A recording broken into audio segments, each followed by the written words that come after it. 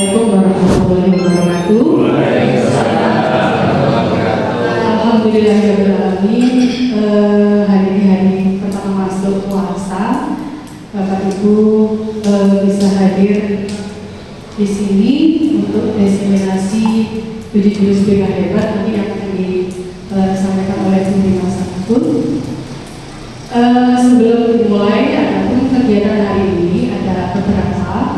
Yang pertama nanti sambutan dari Bapak Kepala Sekolah, kemudian penjelasan tentang 7 jurus BK hebat sekilas mawar tadi dari saya, kemudian praktek 2 jurus oleh Bu Rima. Yang terakhir nanti penutup itu evaluasi tindak lanjut oleh Bapak Wafat Kurikulum Bapak Ibu. Kata ini Bapak Ibu. Terima kasih Mas Meja. Saya terima kasih kepada Romas, Pak Manto, terima kegiatan pada pagi hari ini. Dan saya ucapkan terima kasih untuk Bapak Ibu sekalian yang berkenan hadir untuk mengikuti kegiatan diseminasi untuk kegiatan 7 jurus BK hebat.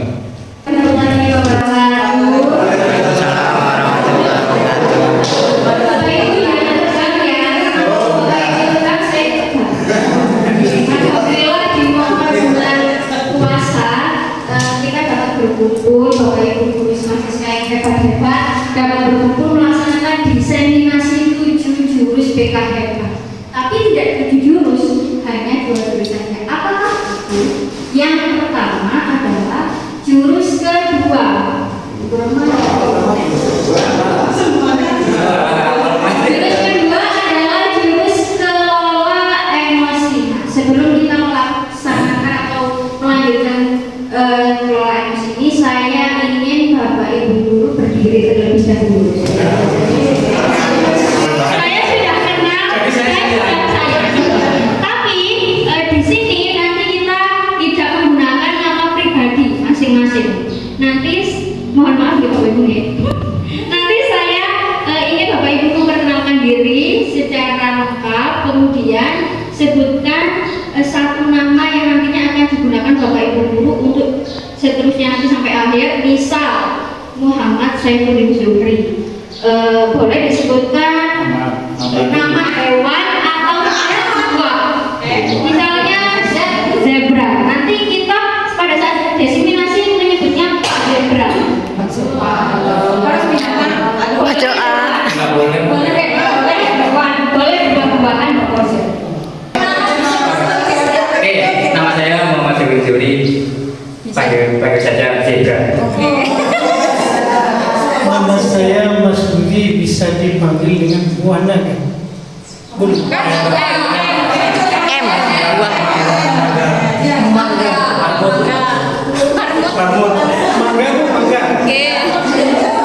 Perkenalkan, saya Bung Dianto, boleh dipanggil apel. Saya Adi Susanto, boleh dipanggil Albuka.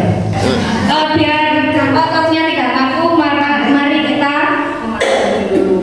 monggo boleh dibaca.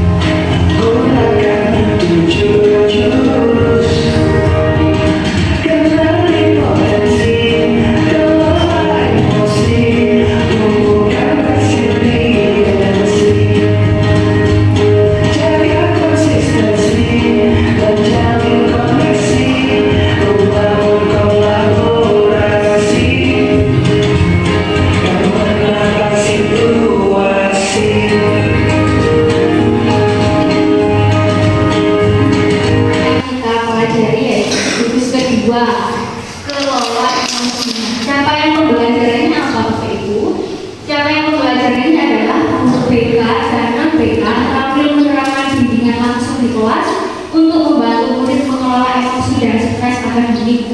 Nah, biasanya anak-anak yang sering kita temui, misalnya melakukan mengerjakan tugas, kemudian tugasnya menumpuk karena hal lain, maka mereka kan biasanya stres. Nah, di sini di jurus 2 kita akan diajarkan bagaimana cara mengelola emosi.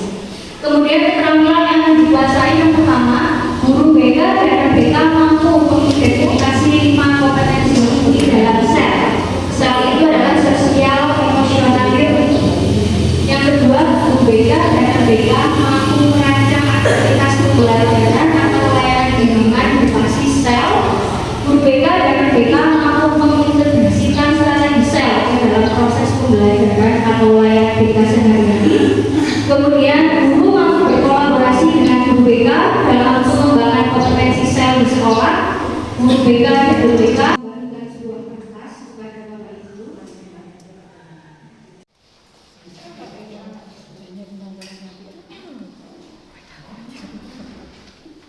Saya akan membacakan sebuah cerita. Jika Bapak Ibu merasa kesal, maka silakan kertas itu diremas-remas. Orang itu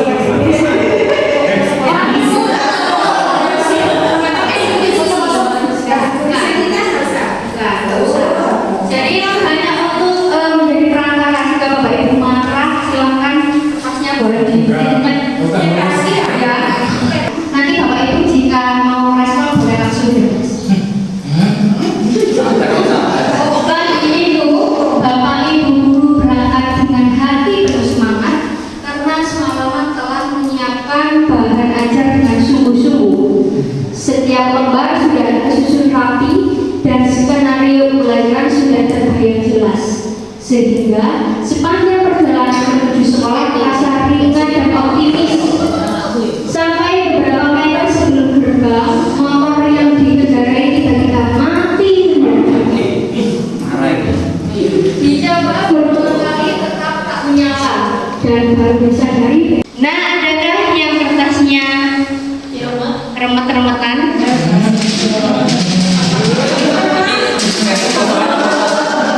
Versi kosong. Lewat kan boleh marah-marah. Versi nggak kosong, versi. Berarti masih mulus. Ternyata dari kertas Bapak Ibu tidak ada yang lulusan-lulusannya. Bagaimana kondisi kertas yang Bapak Ibu pegang sekarang? Mulus. Masalahnya belum ekstrim. Masalahnya belum ekstrim. Apakah Bapak Ibu merasa menyesal dengan apa yang sudah dilakukan pada kertas? Tidak.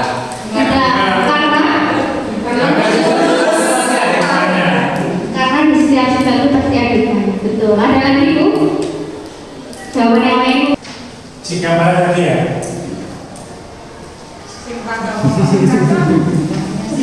Oh, maaf. Kita memang sebenarnya jengkel ya, karena dengan situasi yang seperti itu semua sudah kita siapkan dan tidak berjalan dengan rencana. Kemudian kita memperlakukan siswa itu, bisa kita marah-marah para siswa, dan ketika kita tahu bahwa siswa itu bermasalah, nah itulah yang selalu kita lakukan, pasti kita marah dulu sebelum tahu apa yang terjadi dengan siswa tersebut. Jadi yang pasti kita akan memarahi siswa, kemudian kita tidak maaf ketika marah ya. Tapi alhamdulillah saya jadi tidak marah. Karena apa? Saya berpikir bahwa setiap sesuatu yang terjadi dengan kita pasti tidak ada rencana yang indah dari Allah untuk kita. Terima kasih. Assalamualaikum warahmatullahi wabarakatuh.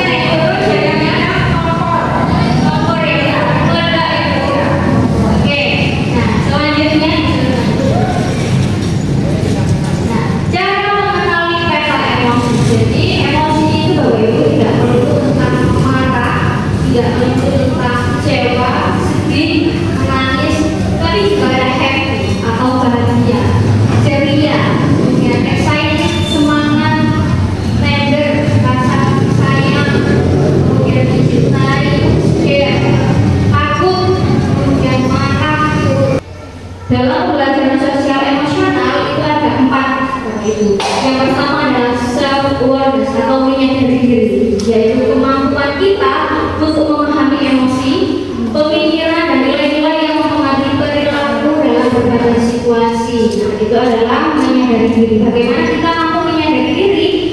Contohnya, saya bisa mengenali emosi saya seperti senang, sedih, takut, malu, khawatir, dan lain-lain. Jadi yang pertama yang harus kita lakukan adalah menyadari diri sendiri. Apakah kita sudah kenal dengan diri sendiri dulu? Apakah kita sudah mampu menyadari diri kita sendiri dulu? Yang kedua, jika kita sudah tahu dan paham tentang diri kita, tentang emosi yang kita rasakan, maka yang kedua adalah self management atau mengelola diri. Mengelola diri maksudnya kemampuan untuk mengatur emosi, pemikiran dan perilaku secara efektif pada situasi yang berbeda. Jadi biasanya dalam satu hari itu kan kita tidak perlu bahagia. Biasanya kita bisa panik, biasanya sedih, biasanya dibuat bahagia oleh anak-anak, ya kan? Nah, ketika kita merasakan emosi-emosi itu, bagaimana cara kita mengelola diri? Ya. Contohnya, saya tahu caranya untuk menenangkan diri sendiri saat marah, saat takut, khawatir, dan lain-lain. Jadi setelah mengenali emosi pada diri, kemudian kita harus mampu mengelolanya. Misalnya ketika Pak Widi misalnya dimarah-marah, aduh jawabnya, misalnya, Pak siapa tadi? Maaf ya. Nah, biasanya Pak apa kalau marah-marah itu lari 100 meter. Mengurangi rasa marahnya. Langsung sih. Orang dari aku langsung dari aku. Bahasanya Pak Abel lari 100 meter untuk mengurangi rasa marahnya. Itu adalah proses mengelola diri. Kemudian di satu proses yang tadi mengelola peta emosi kan tadi banyak ya Bapak Ibu ya. Nah, maka kita juga harus mengetahui, mengenali emosi yang ada di otak atau brain kita. Coba Bapak Ibu mengepalkan tangan. Satu saja. Dan ibu jarinya ditaruh di dalam ini. Nah, ini. Oke. Dikumpulkan banget. Keliru kan? Dikumpulkan. Nah, di sini ada otak neokortex. Bukan sebagai guru biologi saya sungguh kalau misalnya ada yang salah. Di luar sini Bapak Ibu, di lapisan luar ini adalah otak neokortex. Coba Bapak Ibu buka. Nah, Bapak Ibu akan menemukan ibu jari. Ibu jari ini adalah otak limbik. Limbik.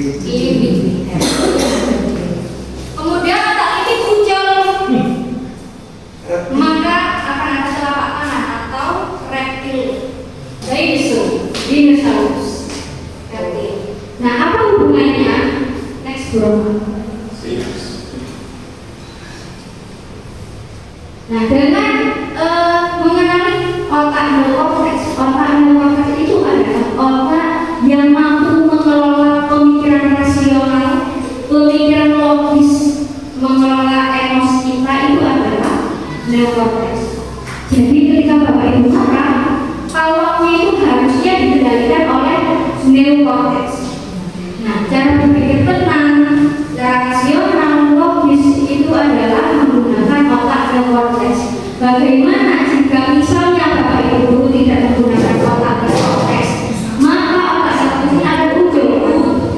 Nah, pada mode ini, pada mode neokortex, maka kita berpikir tenang, logis dan penuh pertimbangan.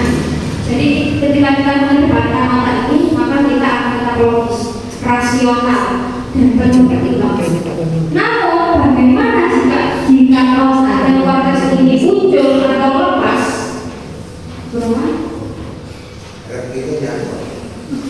Nah, maka yang berperan adalah bunguan atau otak limbik yang di sini menjadi tadi. Otak limbik itu adalah otak yang mempengaruhi emosional atau rasa empati. Jadi ketika logis sudah tidak jalan, maka yang berjalan adalah rasa empati. Rasa empati dari hati, perasaan yang berjalan.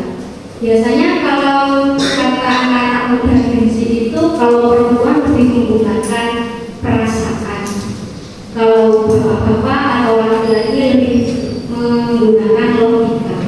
Betul tak? Pak? Betul atau Pak? Betul. Betul.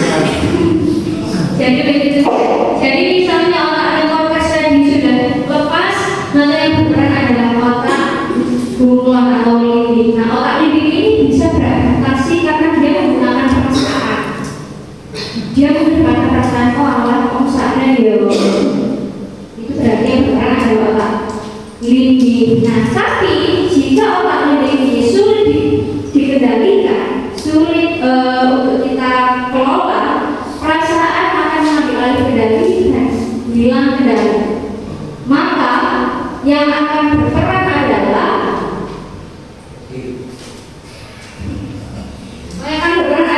dinosaurus atau otak reptil. Nah, di mana otak reptil ini adalah emosi kita, emosi marah-marahnya kita, kemudian rasa kecewa, rasa sedih, semuanya meluap menggunakan otak reptilian brain atau dinosaurus. Jadi pada dinosaurus ini hanya ada dua pilihan. Dia mau fight atau flight, dia mau tempur atau kabur. Kalau dia mau tempur berarti dia mau mengambil resiko gelut misal. Tapi kalau dia mau kabur, contoh yang paling melakukan adalah misalnya dia bunuh diri. Jadi hanya ada dua. Kalau sudah menggunakan otak reptil maka hanya ada dua mode yang aktif, yaitu tempur atau kabur.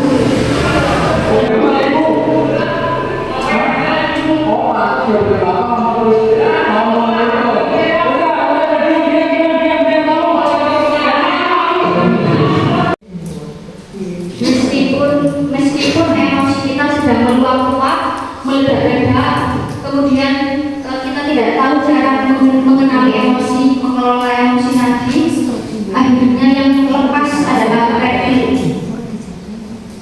Betul ya, Bu Hani? Bagaimana kalau secara biologisnya Bu Hani? Hani, kalau beda Hani. Terima kasih Bu Hani. Bu Hani. Terima kasih Bu Rima. Untuk masalah pembagian otak yang petanya psikologis sama petanya biologi tentu berbeda. Cuma yang sama ada di situ memang ada bagian-bagian otak ya secara struktur. Di situ ada otak yang bagian luar itu yang Bu Rima sebutkan, yang neokorteks itu sebenarnya kalau di biologi disebut otak bagian parietal. Parietal itu memang mengelola terkait dengan segala rasa, baik itu rasa yang terwujud maupun rasa yang tak terwujud. Tapi itu memang hanya sebagian. Jadi memang di bagian tadi kalau dulu ingat di pelajaran biologi ada frontal, kemudian parietal, temporal, kemudian occipital, itu mempunyai fungsi-fungsi sendiri. Nah, untuk yang mengelola emosi itu ada di parietalnya yang logis. Kalau untuk yang bagian dalam ada otak tengah, kemudian ada hipotalamus. Yang bagian otak tengah ini nanti ada kaitannya dengan yang sistem limbik tadi. Kemudian yang di hormon-hormonan itu yang di bagian kecil yang lebih dalam lagi. Jadi mungkin ada hubungannya. Kalau kita meledak-ledak mungkin hormon adrenalinnya lagi tinggi mungkin seperti itu ya. Jadi mungkin masih terkait sehingga ketika kita dalam emosi yang tinggi itu kan adrenalinnya luar biasa meningkat, maka hormon adrenalinnya lagi kerja lagi nge-push banyak hormon untuk keluar sehingga yang muncul adalah emosi. Sementara kalau nanti terkait dengan rasa senang dan rasa bahagia, rasa yang mungkin lebih terkontrol itu nanti ada hormon lainnya. Jadi ini mungkin lebih berpengaruh dengan hormon kortisolnya yang meningkatkan sifat-sifat emosional. Nanti yang perlu ada mood booster yang lain atau hormon yang lain yang bisa menurunkan emosi. Jadi di sistem limbik itu ada kaitannya dengan hormonalnya yang di hipotalamus. Sementara itu juga ada nanti kaitannya dengan parietal. Jadi ada hubungan saraf di situ yang menghubungkan antar sistem tadi itu sehingga akan bisa menjadi emosi atau menjadi rendah atau menjadi tenang. Itu tergantung situasi dan kondisi emosional dalam hati kita dulu gitu. Jadi situasi akan memicu, tapi sistem hormonalnya akan sangat mempengaruhi itu menjadi meledak atau menjadi tenang. Maka kadang-kadang memang kita secara ke anak-anak gitu, afirmasi diri. Kalau misalnya ada sesuatu yang oke, tarik nafas. Kenapa? Karena dengan tarik nafas itu menambahkan oksigen ke dalam tubuh, ke paru-paru. Kemudian nanti harapannya paru-paru itu bisa menyalurkan dari oksigen yang bisa oleh paru-paru bisa disalurkan ke pembuluh darah dan bisa masuk ke otak. Semakin kita banyak bernafas, itu oksigennya semakin meningkat, yang mungkin disalurkan ke otak juga meningkat. Itu akan memberi ketenangan yang luar biasa. Karena detak jantung juga akan menurun ketika kita mengambil nafas banyak-banyak. Maka ketika kita mau masuk kelas dalam kondisi apapun itu, baik kita capek atau mungkin senang, mungkin bahagia yang berlebihan juga nggak bagus ketika masuk kelas. Sedih yang berlebihan juga nggak bagus, emosi berlebihan juga nggak bagus. Maka kalau di guru penggerak itu dulu kita meredakan diri. Jadi sebelum masuk ke kelas pastikan diri kita dalam kondisi yang baik-baik saja, tenangkan diri sehingga tidak mempengaruhi situasi di kelas dengan apa yang terjadi pada diri kita. Maka salah satunya adalah caranya memejamkan mata, tarik nafas banyak-banyak, kemudian merelaksasi diri sehingga emosinya tidak meledak, baik itu kegembiraan, kesenangan maupun kesedihan. Jadi tidak mempengaruhi kondisi di dalam kelas. Seperti itu mungkin beriman dari sudut pandang saya sebagai guru, tidak mungkin ada kaitannya dengan pengalaman-pengalaman terkait dengan situasi. Terima kasih. Sama-sama, terima kasih Bu Hani. Pawang vs dinosaurus. Pawangnya adalah otak neokorteks dan dinosaurusnya adalah otak reptil. Jadi bagaimana jadinya kalau pawang vs dinosaurus, maka hasilnya adalah melegakan. Daripada kita marah-marah membuang emosi, maka kita harus menggunakan teknik jeda. Tarik nafas, buang.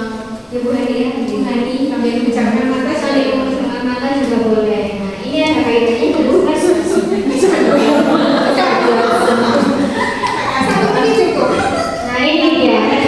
nah ini dia jeda dan memilih tindakan. Biasanya kalau kita sedang emosinya meledak-ledak, biasanya kita langsung respon tindakan. Kita sudah tidak memikirkan lagi bagaimana dampaknya, pokoknya kita mengambil keputusan saja. Nah, harusnya ketika kita merasakan emosi, maka kita harus bisa menjedanya. Menjedanya dengan cara apa? Mengenali emosi kita terlebih dahulu. Saya ini sedang marah, sedang sedih, atau sedang bahagia, atau sedang kecewa. Nah, jika kita sudah merasakan, mengenali, maka kita harus mampu mengelola diri atau mengelola emosi. Saya sedang marah, maka saya harus makan banyak, misalnya seperti itu. Nah, itu adalah salah satu contoh mengelola diri. Jadi mengelola diri itu banyak Bapak Ibu, tidak hanya tarik nafas, tidak hanya lari 100 meter, tergantung masing-masing Bapak Ibu. Misalnya Bapak Ibu saat marah atau saat sedih biasanya tidur, boleh. Tapi kalau di sekolah langsung tidur kan boleh. Jadi yang paling tepat adalah teknik jeda tarik nafas tadi. Meskipun hanya 1 menit itu sangat melegakan. Setelah jeda maka kita akan respon tindakan. Kita akan mengambil keputusan. Maka di situ kita tahu keputusan yang kita ambil itu berdampak baikkah bagi kita, bagi orang lain, atau justru sebaliknya. Maka kalau misalnya masih buruk, kita harus mampu mengelola tanggung jawab dan mengambil keputusan secara mendalam. Jelasnya belum?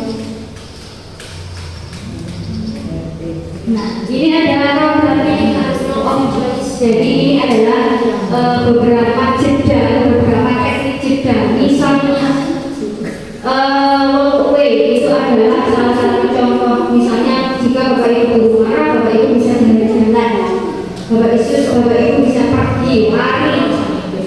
Kemudian family meeting, misalnya jika ada masalah di dalam keluarga, maka biasanya berkumpul mengobrolkan apa yang sedang dijadikan permasalahan, bagaimana dan keluarnya. Kemudian misalnya butuh another game, berarti kita melakukan dengan cara bermain misalnya. Jadi di situ ada beberapa program pilihan untuk mengalihkan emosi kita atau jika tadi teknik jeda tadi. Soalnya belum. Nah di sini ada beberapa. Maka kita akan membuat sebuah kelompok. Kita akan membuat sebuah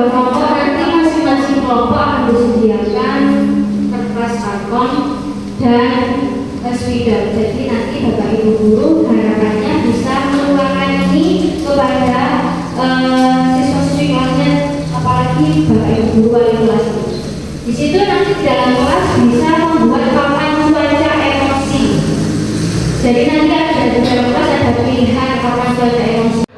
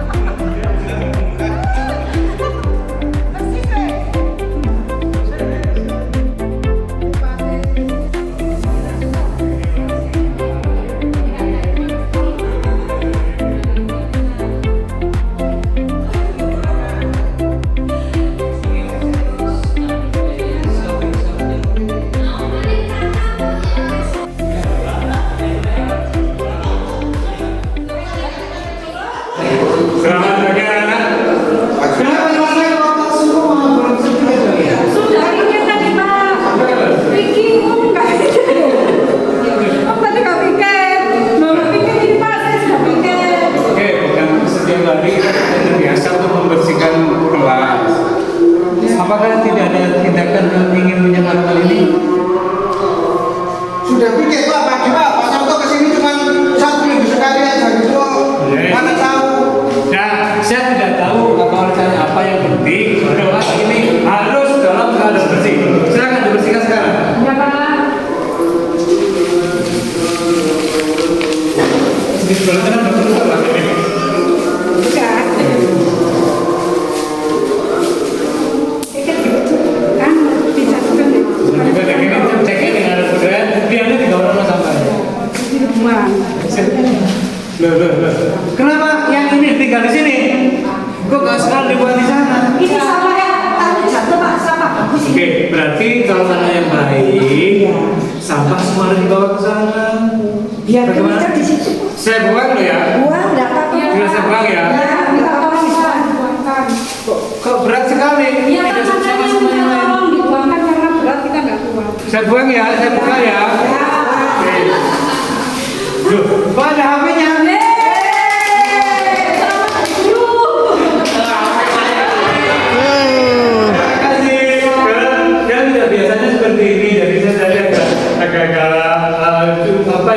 Marah karena kalian biasanya bersih dan rapi. Oke, kalau begitu silakan dikembalikan. Terima kasih. Nanti ada beberapa step yang di situ nanti ada ganti ya.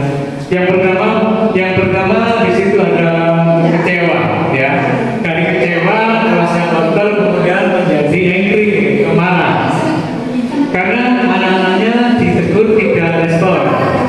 Kemudian dari marah akan jadi excited dan antusias. Jadi mereka sudah mau membuat sampah dan akhirnya ternyata di akhirnya ada happy atau bahagia karena apa? Ternyata mereka memperbaiki gurunya dapat untuk memberikan hadiah. Terima kasih. Assalamualaikum warahmatullahi wabarakatuh.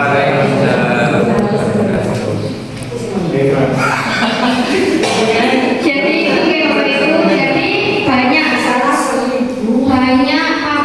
pilihan-pilihan yang bisa diterapkan di dalam kelas. Khususnya mungkin wali kelas bisa memotivasi anak-anak agar membuat misalnya ada pilihan atau tracker atau membuat peta cuaca. Nah di sini nanti sebelum masuk kelas anak-anak boleh memilih misalnya membuat tracker di kelas anak-anak saat mau masuk kelas sebelum berdoa. Jadi anak-anak di baris satu-satu silakan mencentang. Misalnya di hari Senin emosi apa yang sedang anak-anak rasakan sebelum masuk kelas. Misalnya senang mencentang. Kemudian misalnya di hari Selasa trackernya ada yang sedih maka dicentangnya sedih. Begitu seterusnya. Jadi banyak boleh menggunakan 3 kalau yang keempat